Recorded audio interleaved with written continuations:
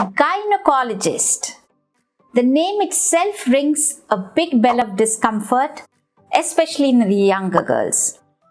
Because whenever you type this word in Google, the image that pops up is a woman spreading her legs in a strange looking bed or a chair, or a scary looking instrument, or some equally scary photograph.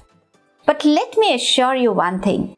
A visit to a gynecologist does not necessarily always mean that you will need to have an awkward examination.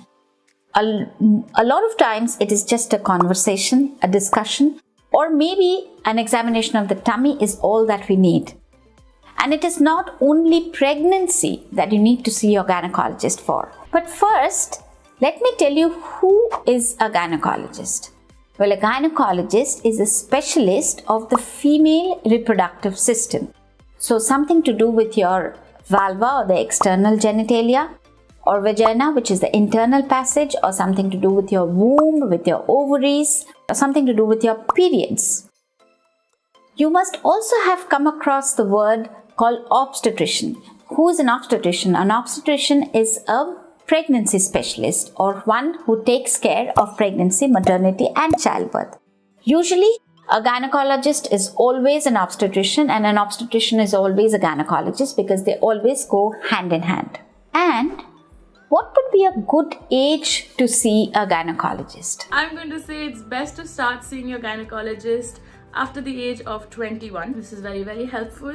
You can come for a yearly checkup, see if everything's fine, see if your hormones are alright. Make sure you're getting your right multivitamins, make sure you're getting the right supplements that you require, not unnecessary supplements that you bought off Instagram. Aside from this, once you become sexually active, once again, please start getting regular pap smears, especially every 3 years, once you're sexually active. Aside from this, that's alright. You don't need to go see your gynecologist every single day. Now the second question is, how do I prepare myself for going to the gynecologist? Do I need to shave downstairs?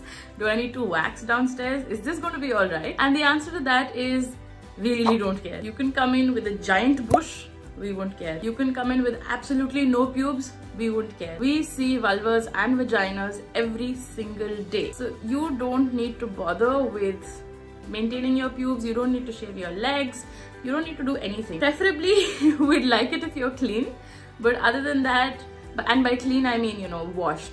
Don't rock up to the gynecologist with not having a shower for say 5 days. Ugh, nobody wants that. Aside from that, there's nothing that we have a preference for or anything of that sort. It's all right. You can just come to the gynecologist anytime you have a question or you're feeling concerned about your health.